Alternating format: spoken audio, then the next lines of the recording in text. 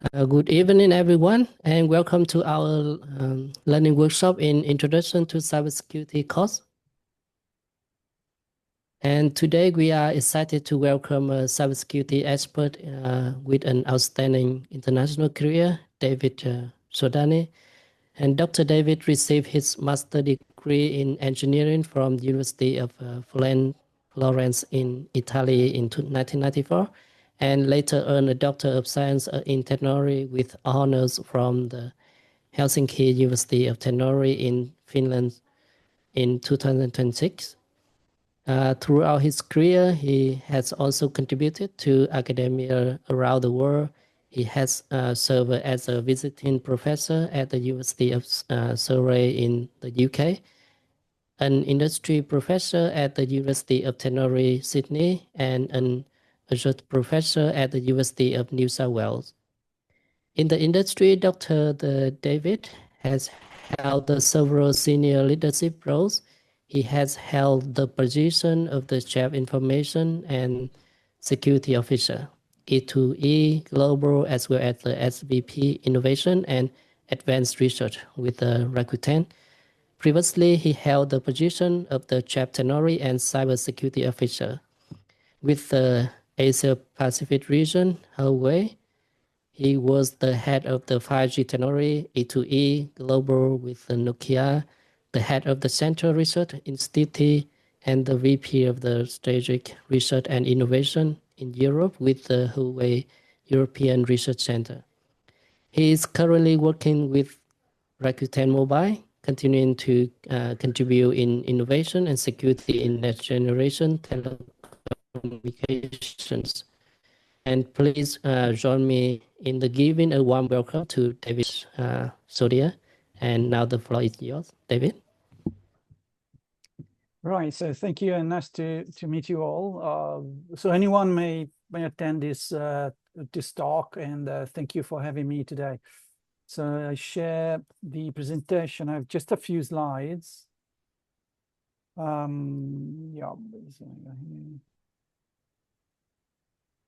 I share. Can you see the presentation? Is that large enough? Or should yes. I go to presentation mode? Let me try to put that the presentation and see what happens. Can you still see it? Yeah. Okay, let's see what I could.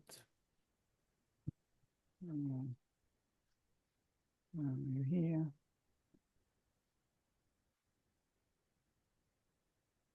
I don't know. Maybe I remove this.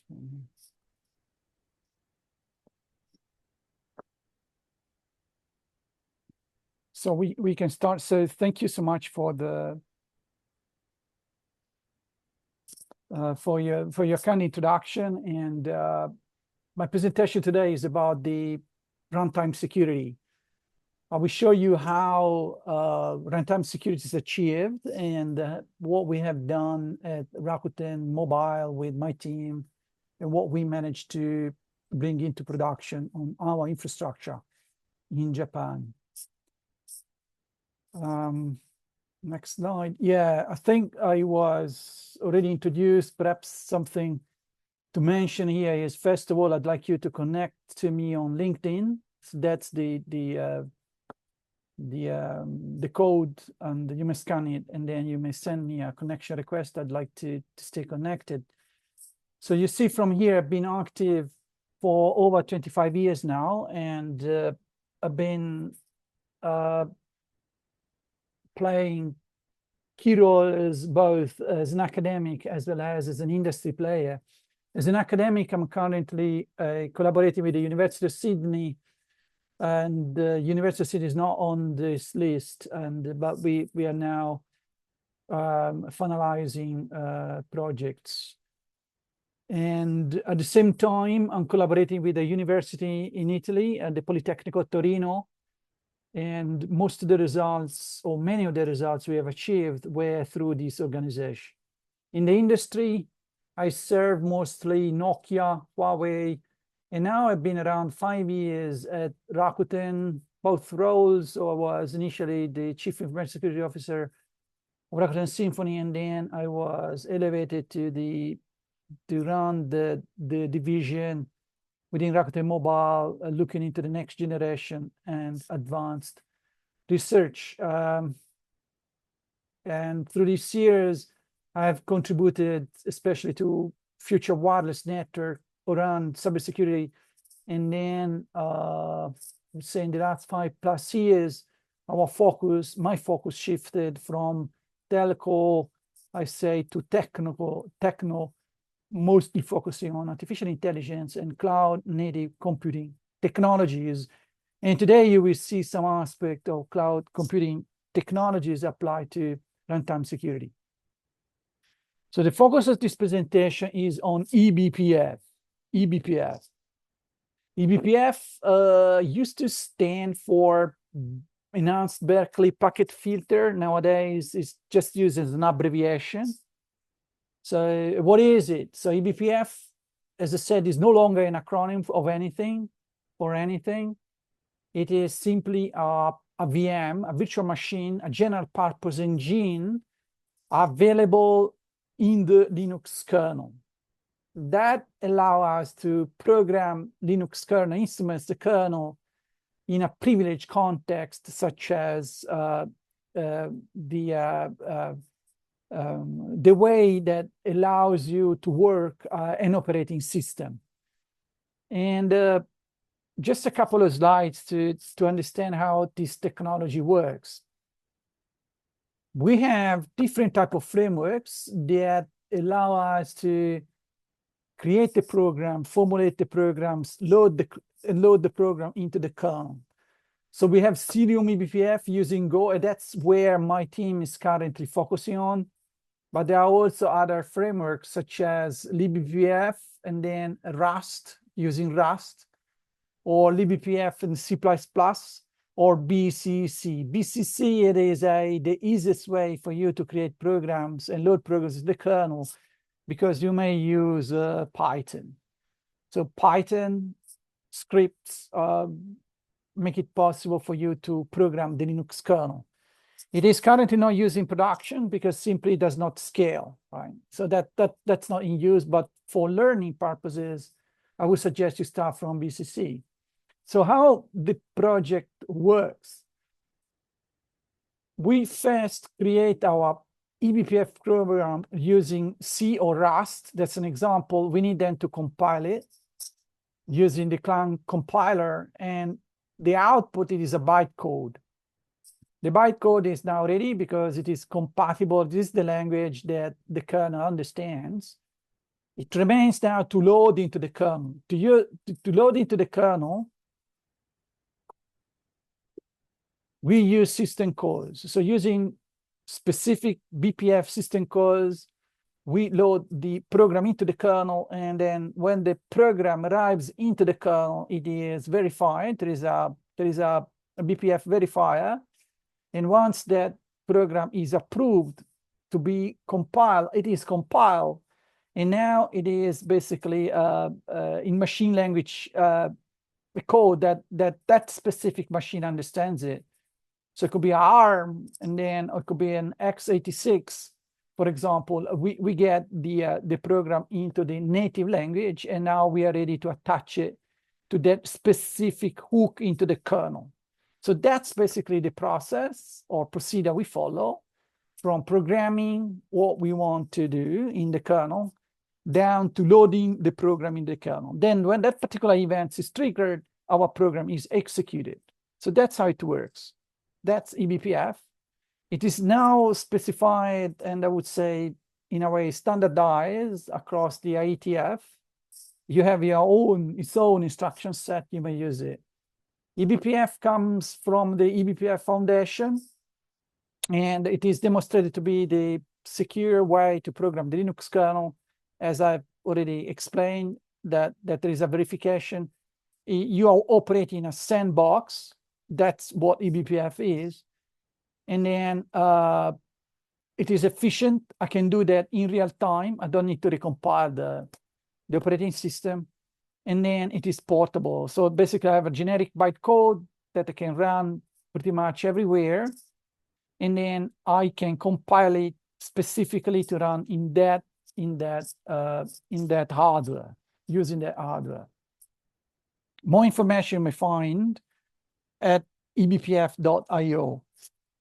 Now, there are different types of eBPF programs, and typically eBPF is used for tracing or networking. And here you have the kernel stack, but also the user space where applications are running. And here you have different also example of BPF programs and the corresponding hooks. So BPF program can be attached to a different type of application using uprobes or URET probes, or typically attached to system calls and other points across the kernel stack using kprobes, trace point sockets, or even down to the network interface card using the express data path as an hook point. Now, that's basically how eBPF works. Why is so important, and why has become has achieved such a great momentum?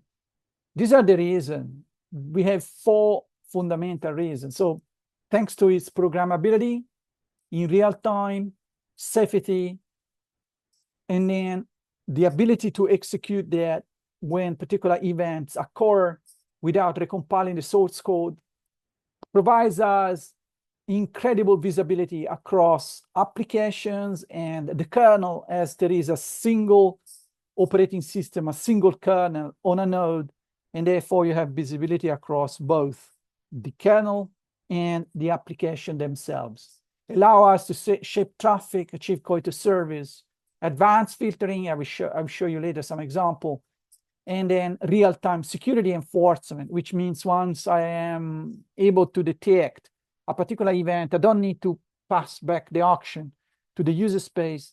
I can execute directly into the kernel space immediately, so that immediately I can block that particular nefarious process. It has extremely low overhead, so you don't notice it that the eBPF program runs on your machine. It consumes very little CPUs, percentage of a single CPU. And then it is cloud and edge ready. And then you do have a seamless integration, as I said before, because we have ability to run that on Linux machine, Windows machine, Android machine, which means my program can be run, my eBPF agent can run everywhere in the entire communication infrastructure. It has it's extremely beneficial if you think of business, because it reduces the operational complexities, it accelerates the time to production. So I don't need to await the next production version of the kernel that would happen after 5 to 10 years. It's available immediately, and then it's future proof because I can carry over and as my system evolves. So in short, what we say that eBPF, as written here, is to the OS kernel what JavaScript is to the web browser. So it allows us basically to transform passive infrastructure of any kind into an active programmable platform for innovation. Now, let's see some example where we are in terms of products availability and use cases.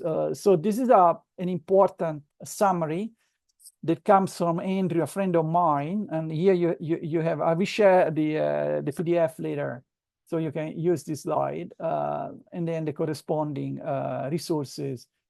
So currently we have 3 main use cases. So we use eBPF for security, 18 products, and then observability, there are more than 70 products available.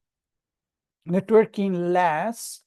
Networking is because I mean it's rather comprehensive as an approach, and typically you don't change your CNI as you go, right? So the networking is also important, and you have organizations such as Isovalent with the Cilium project or Tagera Kaiko that are pretty much, you may find them pretty much across all over the places.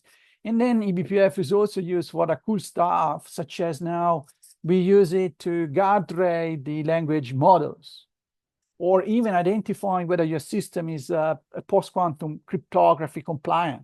We can do it using eBPF. As of today, it has a tremendous momentum. You may see here that more than 50 companies, they already incorporating eBPF in their solutions. Many startups they were acquired, and Google acquired Bits. Bits focuses on real-time threat detection monitoring across the cloud for 32 billion. So it's an amazing technology. Across my experience over these 20 plus more years, I think this is definitely a revolutionary technology that can shape the future of cloud-native systems for achieving advanced security networking and observability. And also it will be the way we can control artificial intelligence, among others, of course. We are currently pushing this technology to the standards as well. And the idea here is say, okay, look, controls have been massively specified. So to achieve like authentication, many methodology, technology, you are for sure familiar with TLS, using the PKI, so that the X509 certificates, they are all over the places. There are other technology also to enforce authentication, and then similar technologies are also used for authorization. Encryption is everywhere. It remains to be seen how we will onboard post-quantum cryptography, but algorithms are already available. What we need to do is to enhance the performance of these algorithms so that they can be run on mobile communication systems where latency is definitely a very stringent requirement. Integrity is also achieved, and then the replay is also in play. So that thinking of ORAN, similar algorithm are available, and controls are available across for any sort of infrastructure. There could be a fixed network, there could be a mobile network of third, fourth, fifth generation. We have all the technology in place to protect our communication system. What we don't have currently is runtime security. If, for example, I have authorized access, but some individuals, they manage to find the username and password, and these people can basically have access to the system. You need to detect that kind of anomalous behavior as well. And that is possible using eBPF. So eBPF has ability to detect through system calls that something is abnormal, and we can stop it. What we propose now is to introduce a control plane for eBPF so that the system could come along with the solution as the other controls we have already in place. So the idea is to have specifications of eBPF-based workflows for granular runtime security controls and monitoring capabilities in ORAN, but also across 5G advanced and 6G systems. Now, I would like to present you the solution we developed at Rakuten Mobile in Japan. My team is located in Japan, in India, in Italy, and in Australia. We work together. We have many vacancies. So if you're interested into this topic and you have the skills and willingness to contribute to these subjects, I mean, you're more than welcome to reach out in the coming days. What I'm presenting now is Sauron eBPF. We named Sauron because it has a tremendous observability. And so it's okay, let's use this Sauron, although perhaps it's not the best name for the solution, particularly if you think an external offering, but that's fine. So Sauron eBPF platform is a Rakuten Mobile in our solution. And the solution consists of 4 distinct modules. Let me see whether I could use this here. So the first model is Sauron for transport. Thinking of cybersecurity, I will show you some example. Sauron for transport allow us to detect whether the system or an endpoint is available or not. So addresses the system availability. Sauron for transport consists of a number of agents. You see here, one here, for example. Actually, we have ability also to run the agent on internet. So when we deploy the agents, we may configure agents in a different way. So one agent could be configured as a generator, so it can generate synthetic packets.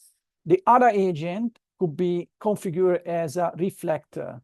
So by timestamping these packets, I have ability to see whether the system is up and running, and if it is up and running, we can assess delay, throughput, jitter, packet losses, or anything in relation to the quality of service experienced by the packets across in this journey. We have the observability model that has ability to extract packets at any interface. So we deploy the agent and then we can mirror the packets and then analyze the packets. And that allows us to do many things. I will show you across the next slide. And then the security model, of course, that is about having many events detected, and then out of these events, using policies, we can determine whether that event, it is malicious or if it is simple, something that could be ignored.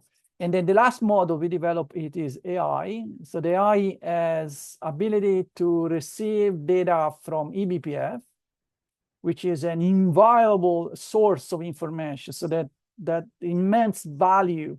No other tool or instrument can provide such a in-depth observability as eBPF on the one hand, so we can analyze this information, this data, which is contextualized, and then is embedded, and then we use encoder, and then inside in the latent space or in the reconstructive space, we have ability to determine whether there is any outlier or anomalies, and trigger that report to the operator. And then beyond this, now we have developed capability that, okay, we found the anomaly. Okay, that means the instruction set here, so the set of policy is not enough to block or identify that kind of vulnerability or attack vector. In this case, from the results of our analysis, we generate a new policy, so we can use the agent here as a policy enforcement down here, and makes that, which make the system anti-fragile. So our mission in my team is extremely simple. What we do, we make systems anti-fragile.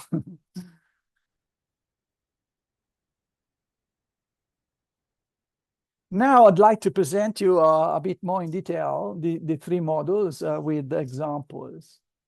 So the first model, it is the transport model.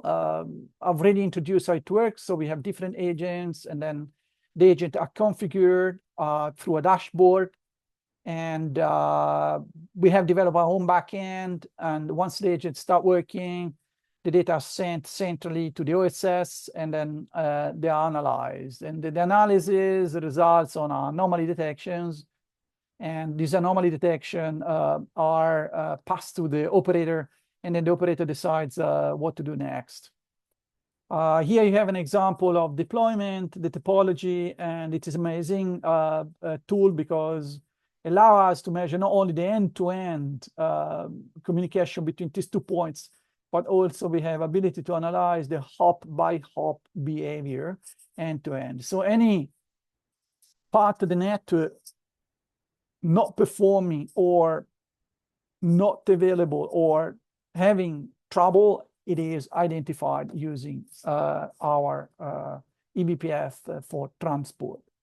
Here you have a couple of examples of anomaly detection. One is using a statistical method implemented directly in the agent. The other one uses discriminative AI, so a clustering method. which could be applied to both the data as such, or it could be applied to the representation of the data in the latent space. It doesn't matter.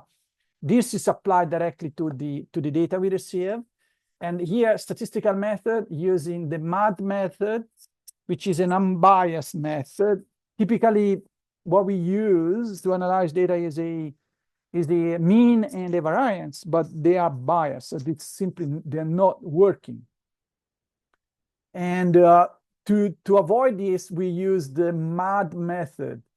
And this method makes use of the median, which is not biased. As you can see here, the median, ZMAD, and then the latency, you can see that when the latency goes up, the tool is able, the agent itself using the MAD across the data, the measurements it receives, can already notify us that there are anomalies into the link we are currently assessing.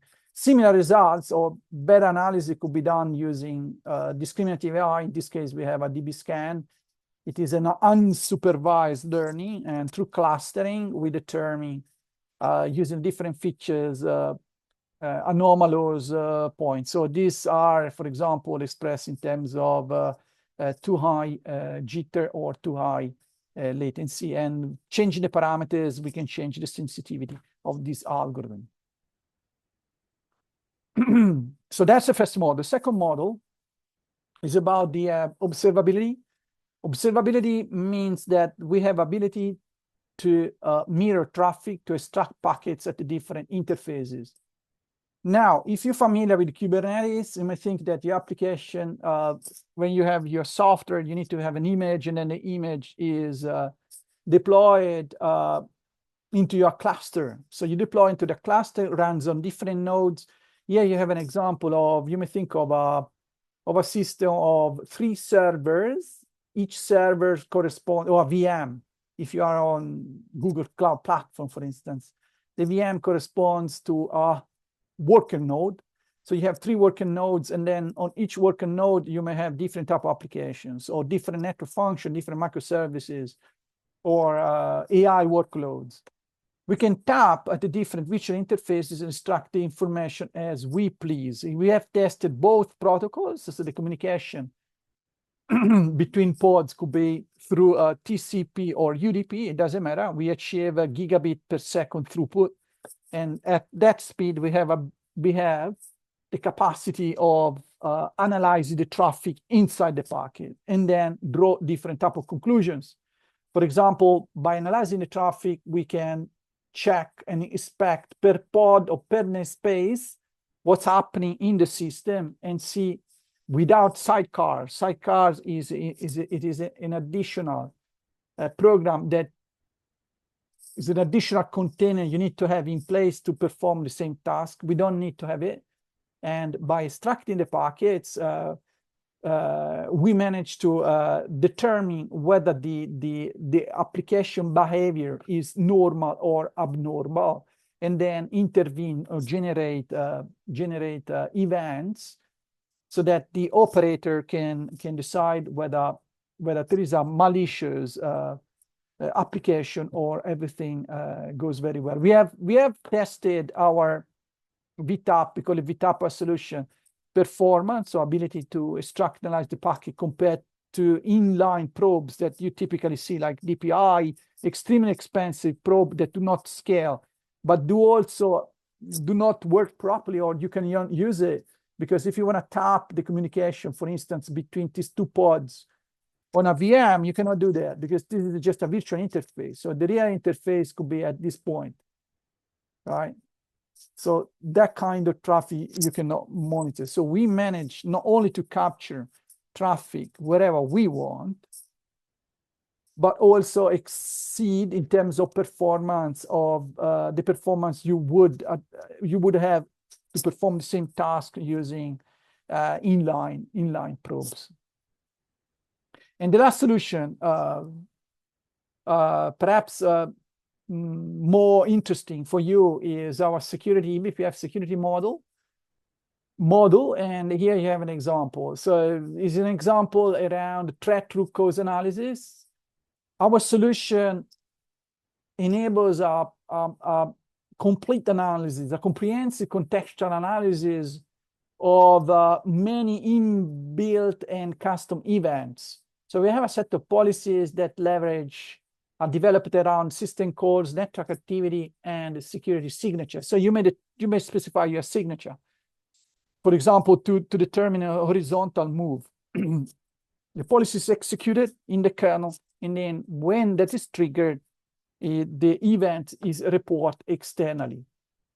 And we can achieve, we can perform an analysis. You have an example of our tool, our solution that once the event is triggered, then we can link all the processes that are involved into that malicious action, and then we can decide, is this something bearable for us? Can I bear this risk?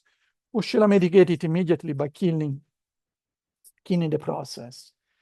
So we have really a comprehensive set of information, and through that we have an amazing understanding and of what is ongoing in real time across your machine.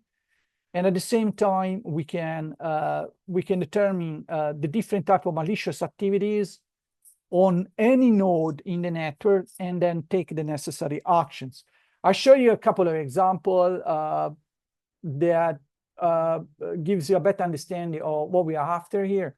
So the first example relates to the deployment of Sauron eBPF security only using policies. So this is a policy execution. We have a signature, and the signature attempts to determine whether the nmap is run inside a container. So typically, the unauthorized access comes along with the execution of a process that explores the situation inside the container. So nmap is an example, and then it would follow the horizontal move once the ports are the available ports are identified.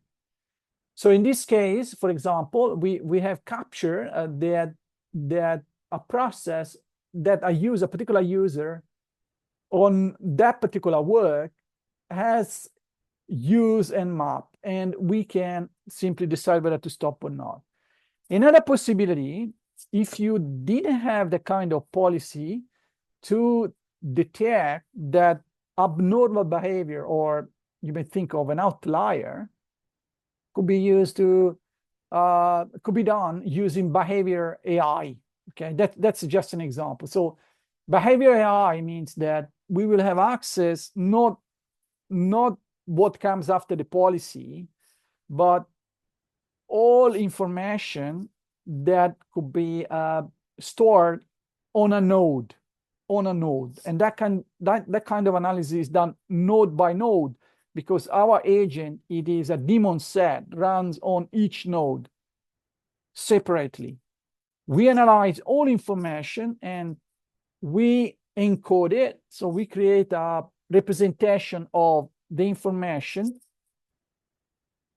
when the system operates within normal condition. So we can say, okay, look, this is the system logs representing information, embedding representing the system that operates normally.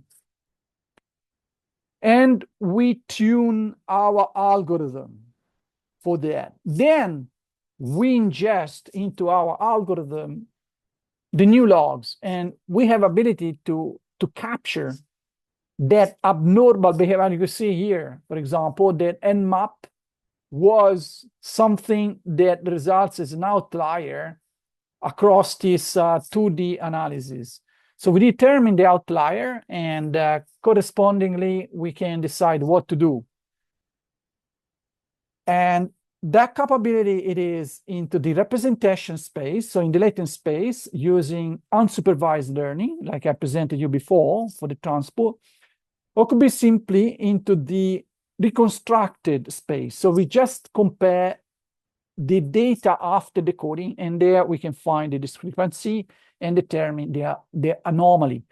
Once this anomaly is considered and verified as such, then we use our artificial intelligence, the agents, that allow us to determine the new policy that will stop that attack vector or vulnerability that was bypassing the existing policy, so that we make our system anti-fragile.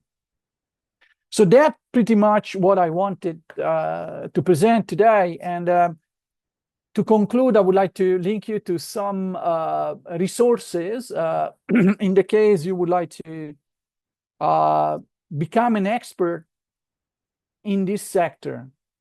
So in order for you to become a real expert, a top expert in this sector, my suggestion is that you need to be familiar with the modern Linux kernel, which is not just about that you are fluent into typing commands and operate the machine. You need to understand exactly the Linux kernel itself, how it works, the system calls, the Linux networking stack, the LSM, all the function of the kernel. That has to be clear. Then you need to understand the distributed operating system. So operating system knowledge, it is a prerequisite. It is absolutely impossible for you to work on runtime security if you don't understand the basics. So first, the operating system, which is Linux. Then you go to the distributed operating system, which is Kubernetes. Kubernetes is a distributed operating system that manages resources not only on one node, but on multiple nodes. Multiple nodes means the cloud infrastructure. And here there are examples of resources. At least that's the journey I followed to shift from a telco type of engineer to a cloud native and AI enabled engineer myself. So it took me around 6+ years to familiarize across the stack, to shift from telco, which is an end-to-end communication overlay, to down into the cloud and AI stack. So understanding Kubernetes means that you know how to administrate Kubernetes, you understand the security aspects, including different type of policies, and the way that security is enforced through Kubernetes. What you are going to build is something that goes beyond that. You want to capture something that would bypass the controls already available in the kernel and in the distributed operating system, which is Kubernetes. Then you need to be extremely familiar with the networking and how the packets, they are moving across the entire stack, which packets arrive and leave your network interface card, down to packets that arrive and leave your workload of any kind. Now the focus for us is AI workloads. And then you can start thinking of learning eBPF, assuming that you are already familiar with C, Go, or Python, right? And then you can start using eBPF, create and upload the example of programs, and then you can expand towards automation, data automation, but also enforcement automation that can be done using machine learning. So first is to get familiar with the discriminative AI, machine learning discriminative AI, then Gen AI, particularly encoders, bidirectional encoders, ability to encode, decode information. And then last, but in my view, it is the way forward, you need to master agentic AI workflows, as everything is currently converging into that direction. You may think of convergence of programming languages, that you will have an AI-assisted way of programming your machine, but at the same time, an agent can perform tasks for you well beyond the language model that could operate as your brain in that specific, for resolving, addressing that specific use case. So that's pretty much is what I wanted to cover today. And you may also read our white papers. We published a few white papers. Currently, we are writing something related to the results we have achieved in the recent months. But these are the three fundamental documents we made available. So the first is our work on eBPF, which had a very interesting resonance because it was downloaded more than 15,000 times. And then our white papers describing our solution, and then some example of applications. So that basically concludes my talk. I don't know whether anyone has any question. Yeah, thank you for your great talk, David. And is there anyone have any question to David?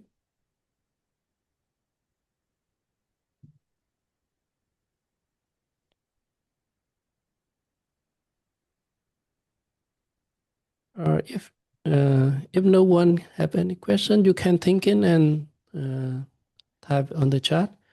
But during waiting the time, is there anyone on this call that is familiar with the concept I have presented today, or are you new to the technologies and you are thinking of learning and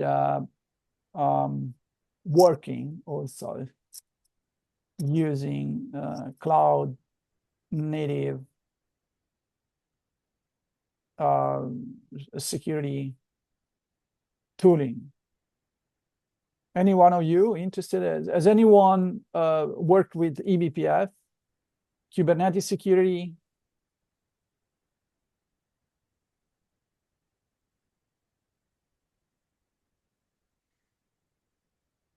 Okay, I think that is a great opportunity for entering into this subject because it is the present and the future at scale. So that what I presented today, you may apply that to your mobile phone.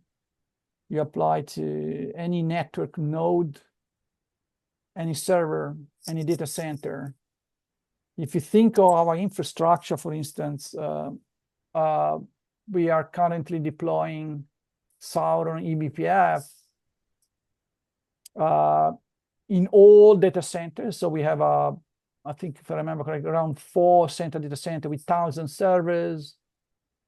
And we have tens of regional data centers where part of RAN functions are deployed. And then we have thousands, more than 2,000 edge data centers. And we have more than 350,000 cells. And then we have thousands of routers. So you may think that our agent has ability to run across the entire infrastructure, and that will allow us to achieve advanced networking in terms of performance assessment, availability assessment, observability, and security tuning. Yeah, I'm not too sure the eBPF is available for students to have a demo, or that they have some version for students to use. Or everything you have a version like the by product. Our software is currently not available on GitHub, so we haven't made available on the internet. So we are not open source yet. So my suggestion is that I will share with you the slides, and then they can find open source project they can use and test it.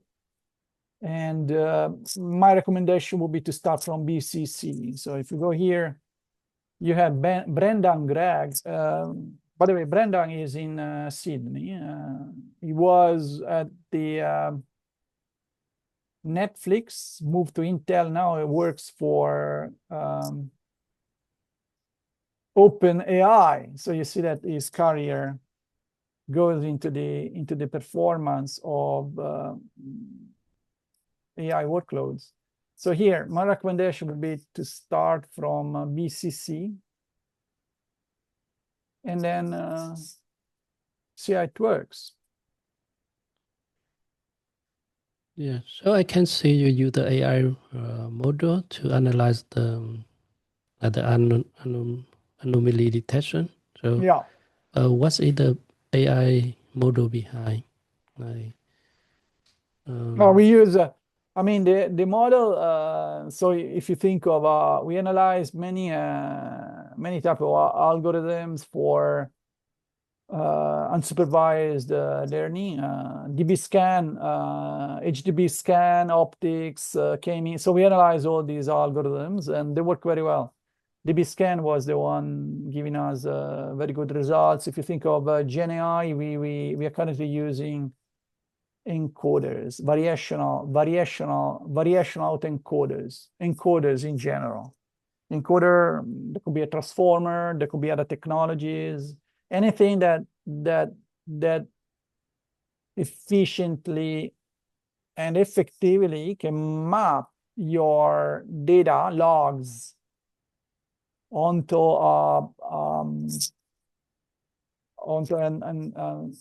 onto something that represents the problems you want to find.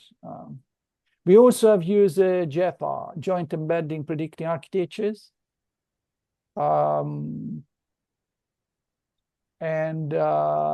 they work very well. They work very well.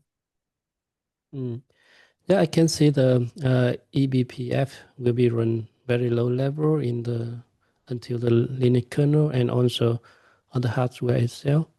So I think the difficulty to build the trust to the customer because we install the eBPF inside their network, so they need to trust your program. And how can you show this issue to make the trust from the customer? Yeah, of course, the eBPF requires certain your agent when you deploy the agent, it requires special capabilities. So when you deploy it, but that is not a problem because it will be under the operator's control. So we know exactly which agent will be on the node. We scan for vulnerability. So we have a very stringent process before you are allowed to load the programs. I mean, they're more concerned about they're not concerned about security. They're more concerned about the overhead, like say, okay, you bring your agent on my node. You're asking to have an agent on each node in the cluster. Yeah, but how much CPU, how much memory, and so forth. So this is the main concern we have. And then the other concern I've been asked, okay, you want to deploy 1,000 of agents. How do you do that? You cannot log in onto the each node and then deploy them manually. So this to me are the main challenge. Then how do you integrate the events you extract from your agent to a system, a platform that would enable you to easily configure the agents. So these are the main problems. About the security around the agent, there are no problems. Also, if I remember correctly now, we should check the latest version of Kubernetes. They are separating the admin rights. So before, basically, if you were an admin in a pod, you could also have access to to all files and all the capability of the host operating system. Now you don't do it anymore. Now you are well confined onto your pod, right? Like before, you could escape, evade. If you knew the token, you can go around and then question the server, the API server. But now that's also a vulnerability that's been mitigated.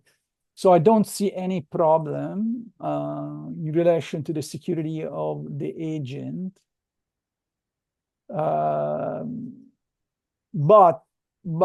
I do see problems as having eBPF as a rootkit. That's a big problem. So if somebody comes along into infrastructure, they can upload eBPF programs, you are really in trouble, because they can also block you, and you don't see them using the BPF tool, for example. You can't. There are methods that you could be faked that you are the admin. So that, yeah, that's very very hard. But that's a different problem. It's not part of this conversation. There is a topic of eBPF as an attack vector. Yeah. Yeah, because I also have a project with defense, so sometimes they require very strict when we use some software, so we need some standard. Maybe we have some general like the EAL for security, at least 4 plus or 5 plus, to make sure the program have verify and check it. Yeah, I mean, you end up configuring the agent. You don't end up to instrument Linux kernel, right? So what the instrumentation comes with the agent is pre-configured. So the loading of the program is coming with your agent. So you don't want to harm the even if you have access to the agent, it means that, so what? You access an application as another, and you need to protect that. Yeah. So different would be that you are loading malware, right? But that could be any application, right? Yes. So I think, is there anyone have any question? If not, we will say thank you with David. And Yeah. thank you for your time today.